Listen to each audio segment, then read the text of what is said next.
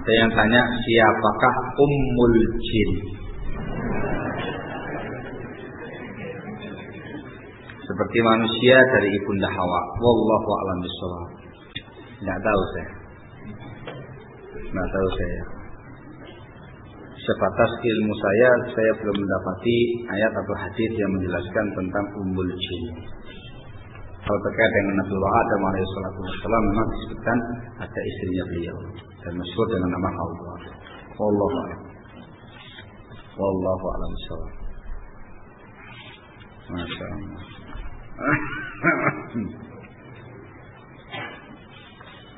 Apakah manusia bisa membunuh jin? Ya, secara fakta bisa. Seperti yang dibawakan tadi oleh Ibnu Taimiyah rahimahullah, dengan tanpa sadar mengganggu mereka, mungkin dengan dikencing, mungkin dengan dikasih siram air panas, mungkin dengan membunuh sebagian mereka dengan tanpa sadar. Barakallahu fikum. Dan secara fakta pula ketika meruqyah seseorang yang kerasukan jin, diruqyah itu terkadang sampai pada tingkat mati jinnya itu. Itu secara fakta bisa. Tapi kalau dalam artian perang gitu ya, manusia lawan jin, pedang dengan pedang, kayak pedang-pedangan begitu ya, wallahu a'lam bishawab. Ya, alhamdulillah. Apakah iblis laki-laki juga? Wallahu a'lam juga ya. Saya ayat itu tak jelas ya, wallahu a'lam ya. Apakah dia laki-laki ataukah dia perempuan? Saya nggak bisa menjawab.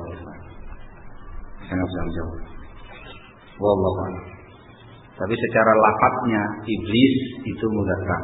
Afatattakhidunahu wa dzurriyyatahu awliya. Allah menggunakan bahasa dhamir gaib mufrad mudzakkar. Gitu ya. Enggak. Lafadznya ya lafaz iblis apa terkait dengan dia apakah laki-laki atau perempuan, wallahu a'lam bishawab. Itu enaknya bahas jin ya, kawan. Kalau enggak ada ayat hadisnya wallahu a'lam, kita aja ya. Karena gaib kita enggak tahu.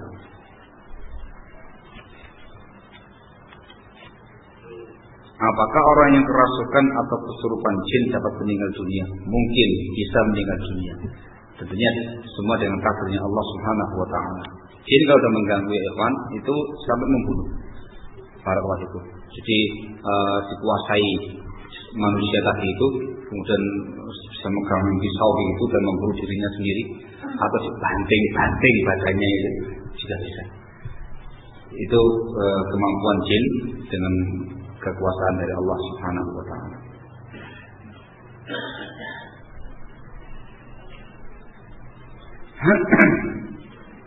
Masya Allah, tabarakallah.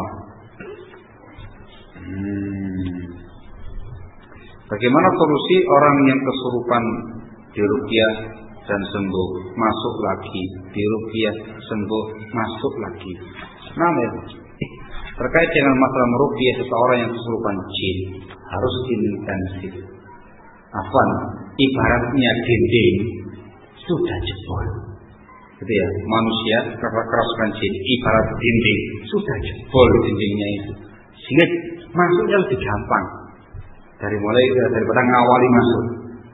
Maka di sini barakallahu fikum terkait dengan satu ruqyah, tidak semata-mata orang lain meruqyah orang yang kerasukan jin, tetapi orang yang kerasukan jin tadi itu sendiri yang harus berupaya semaksimal mungkin untuk memperkuat benteng dirinya.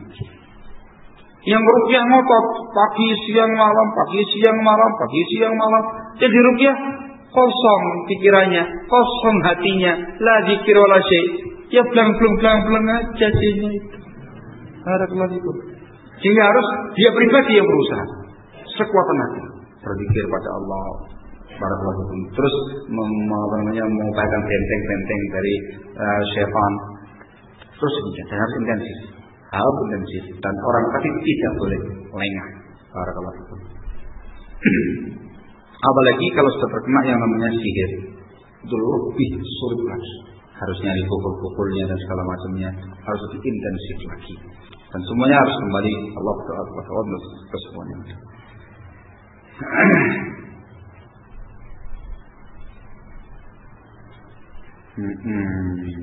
Insyaallah. Bagaimanakah keadaan jin dan manusia dalam jannah? Apakah bisa saling melihat atau tetap keadaannya seperti dunia? Masya Allah. Yang dibahas oleh para ulama ialah apakah jin yang mati dalam keadaan mukmin, dalam keadaan iman masuk ke dalam jannah, ataukah jin yang mati dalam keadaan kekufuran di dalam neraka. Itu dibahas oleh mereka. Khulafahnya iya. Jin yang mati dalam keadaan iman, mukmin, wahid, maka dia dijanjikan dengan surga sebagaimana manusia. Jin yang mati pada kekufurannya juga demikian di neraka sebagaimana manusia yang mati pada kekufurannya. Para itu sehingga jin manusia masuk ke dalam surga sebagaimana jin manusia yang kafir masuk ke dalam neraka. Terkait apakah saling melihat, wallahu a'lam.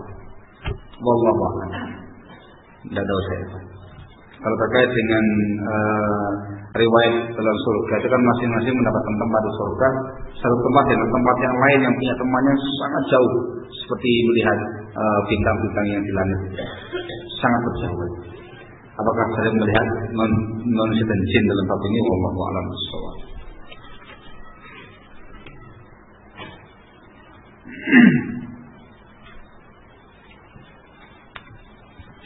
Insyaallah.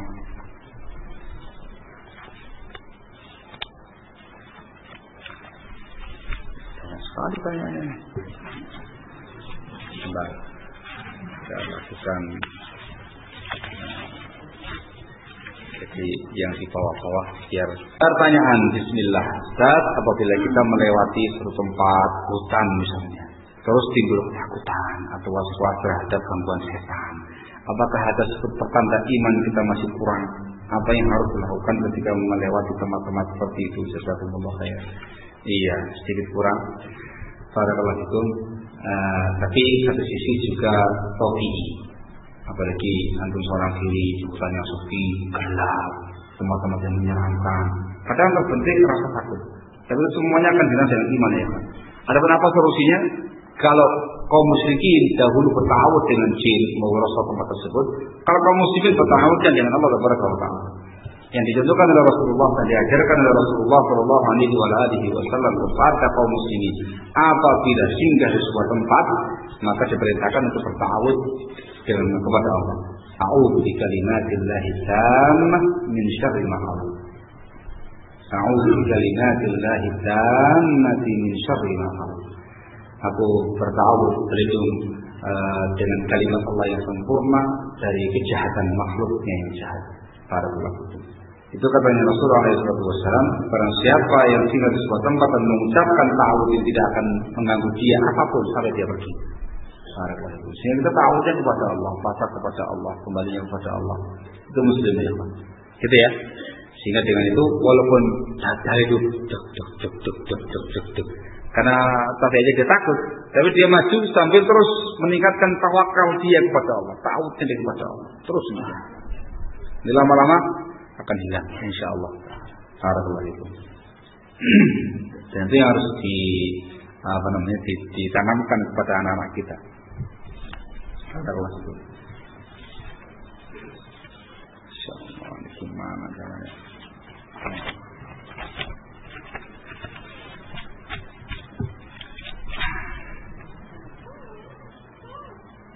Masyaallah.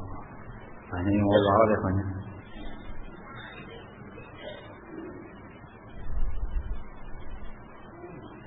Iblis adalah bapaknya seluruh jin.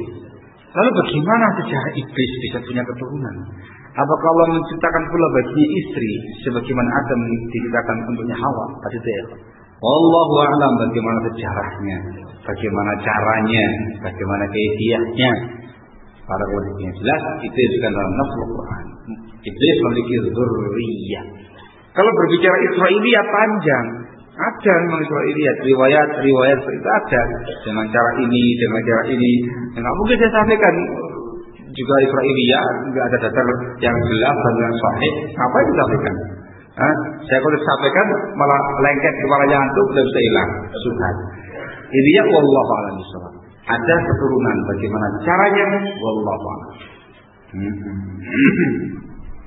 Setan tidak bisa menyerupai Rasulullah Shallallahu Alaihi Wasallam dalam mimpi. Tapi apakah memungkinkan bila setan menjelma menjadi selain Rasul lalu mengaku dia adalah Rasul? Mungkin kalau itu. Dan biasanya mengakunya di hadapan orang yang tidak mengerti tentang ciri-ciri Rasulullah SAW dan kepribadiannya beliau.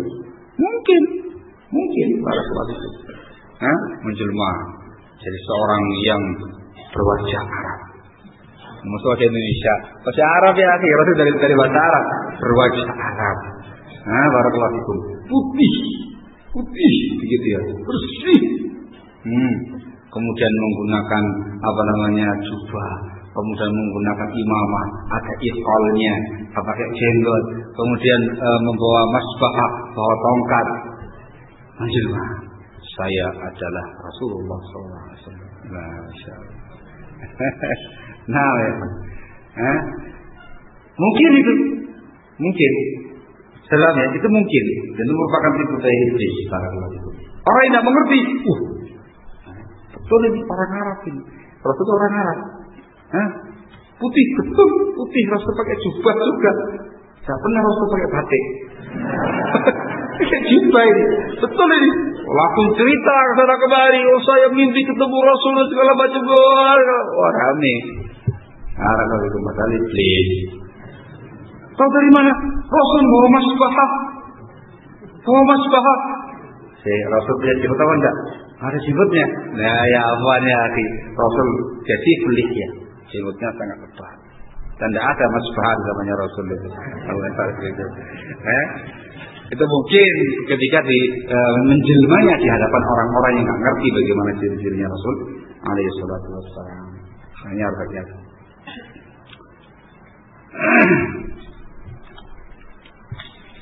Setan kan diciptakan dari api, lalu nanti masuk ke dalam neraka dari api juga. Apakah itu tidak menjadi cocok? Api bisa pakai api. Saya terangkan tadi, setan itu diciptakan dari api, tetapi sudah berubah dari wujud asalnya. Maka dia pun juga akan merasakan kepanasan dengan siksaan api tadi. Para ulama saya akan berkata. Masya Allah.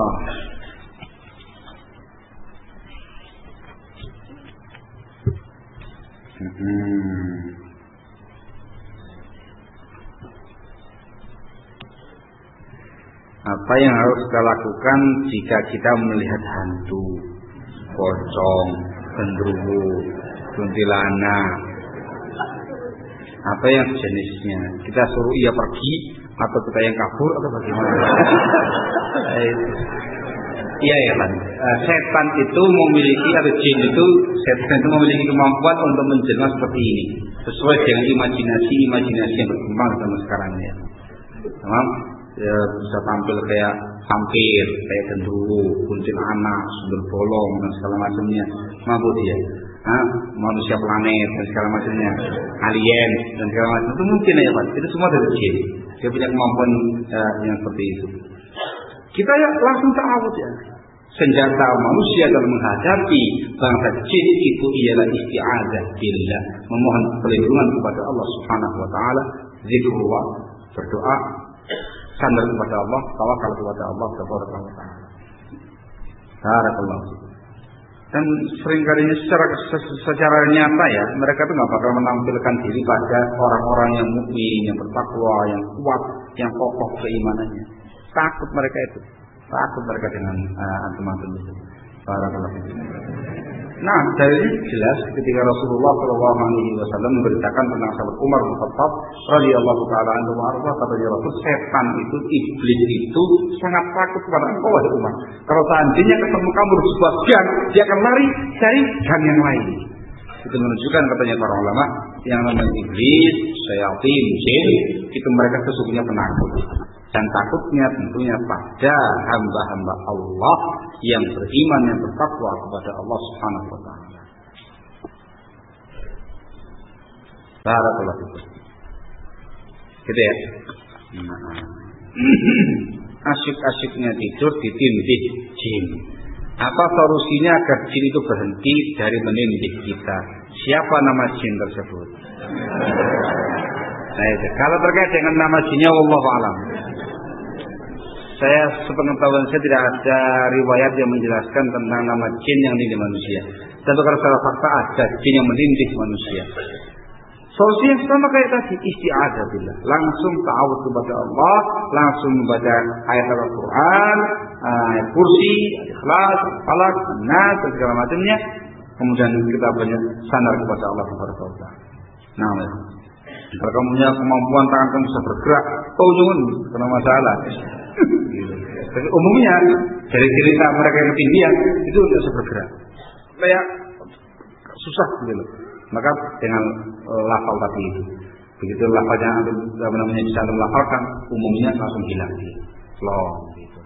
Terkadang ditampilkan wujudnya itu.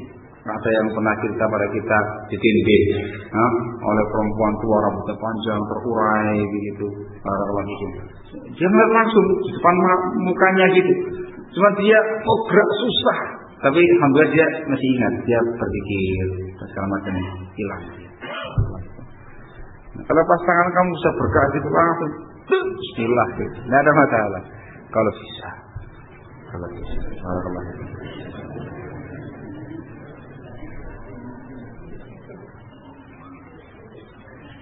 Masya Allah, barakallah.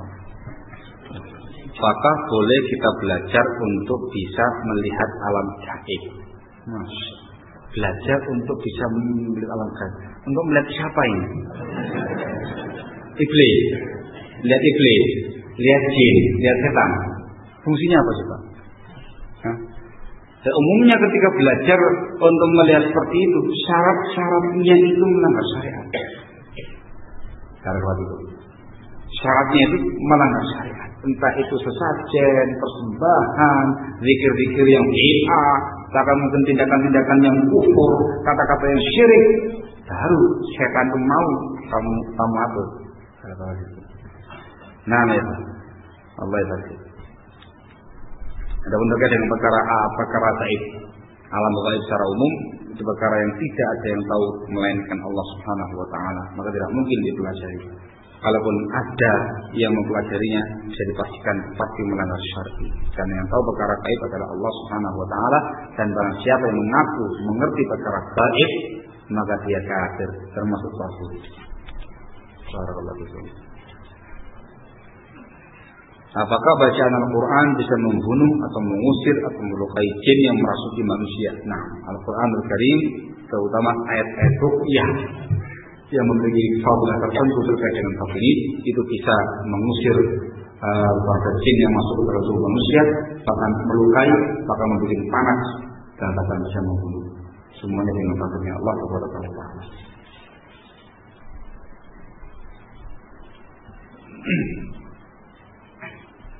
Ana pernah bermimpi ketemu Rasul. Tidak lama setelah itu Ana mengenal dakwah salaf. Yang ingin saya tanyakan, apakah selain ahli sunnah juga bisa bermimpi ketemu dengan Rasul? Lafaznya umum ya. Yang disebutkan dalam hadis, "Man ra'ani fil manami faqad ra'ani fa inna syaitana la yatamatsalu bi." Man di sini umum. Mungkin saja kalau betul-betul sesuai dengan kriteria Rasul alaihi salatu wassalam yang disebutkan dalam sekian banyak riwayat. Tapi kalau tidak sesuai, jangan-jangan tadi itu. Nah gitu ya, ada jin, jelma, jadi seseorang ngaku sebagai Rasul, kemudian masuk dalam mimpinya kamu mengatakan aku adalah Rasul. Ini Rasul. Terus sadar setelah itu. Mungkin demikian. Tapi kalau betul-betul sesuai dengan ciri-cirinya Rasul Sallallahu Alaihi Wasallam, maka mungkin karena lafaznya sangat umum. Man ra'ani, siapa yang mimpi melihat aku. Man disini. Wallahu a'lam. Masya Allah. Ini sudah habis-habis ya Tuhan. Pertanyaannya ini banyak sekali.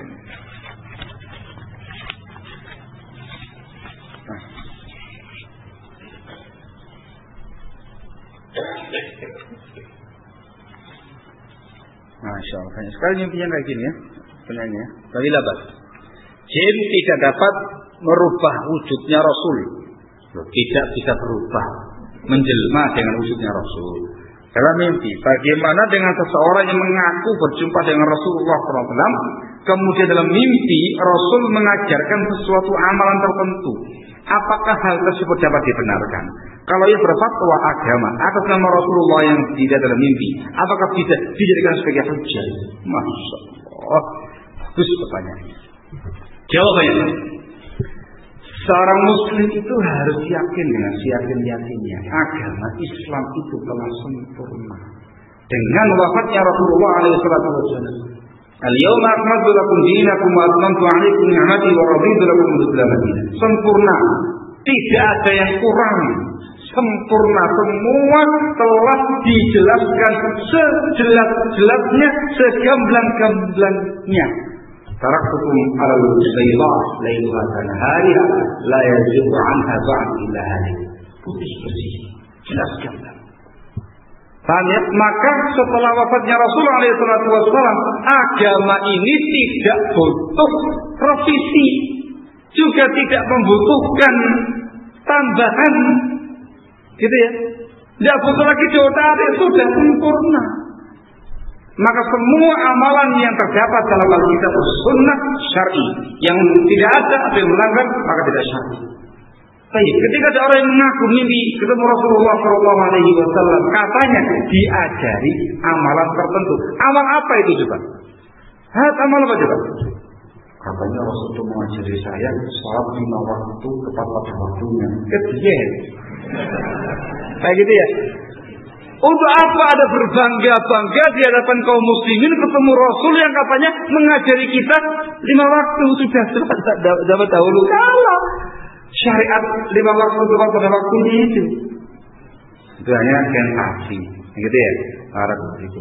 Ada yang mengatakan Rasul mengajarkan kepada kita itu supaya mendapatkan kekayaan yang melimpah itu harus ritual zikir pagi, membaca la ilaha illallah 1000 kali.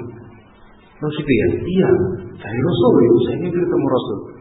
Jawabannya, apakah dijadikan sebagai hujjah? Tidak. Al-hujjah al-kitab wa sunnah. Kata lagi yang lain. Maka dicek, apakah ada dalam Al-Quran, apakah ada dalam sunnahnya Rasulullah SAW syariat seperti ini? Kalau tidak ada, maka itu setan, bukan Rasulullah SAW. Jin yang menyimpangkan Anda, bukan Rasulullah SAW. Itu prinsip, jangan goyang.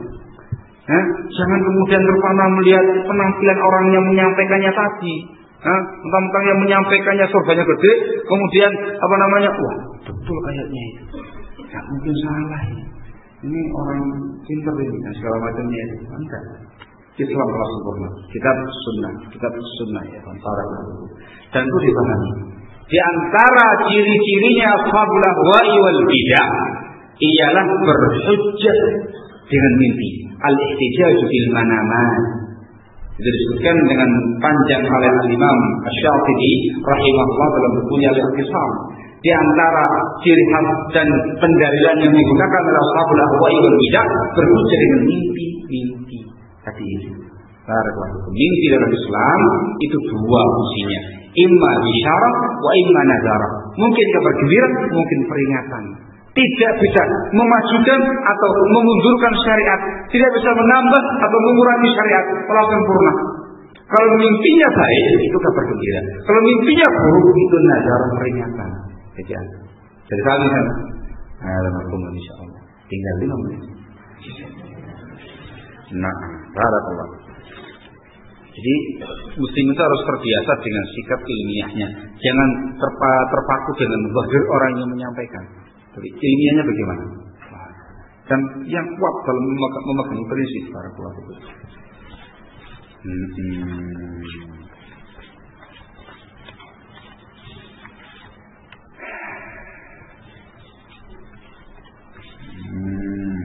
Hipnotis itu bantuan dari jin dan bagaimana kita mensikapinya.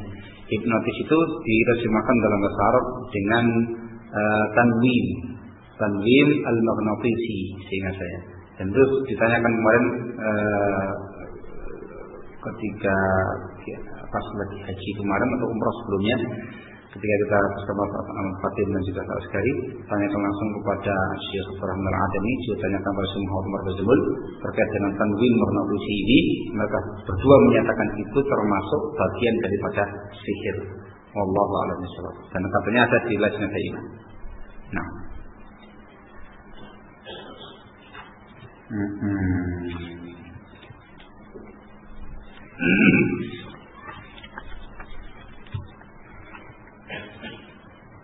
Masya Allah. Masya Allah. Panjang ya. Allahu a'lam. Allahu a'lam. Saya kata dijawab Allahu a'lam begini saja. Yakti pas jam 5 kurang menit. Barakallahu fikum. Saya kira sekian. Mudah-mudahan apa yang kita kaji pada kesempatan hari ini bermanfaat. Dan mudah-mudahan ke depan nanti kita lebih waspada dalam mengawasi makayid syaitan. Wallahu a'lam bishawab. Subhanahu wa bihamdika asyhadu an la ilaha illa anta astaghfiruka wa atubu ilaik.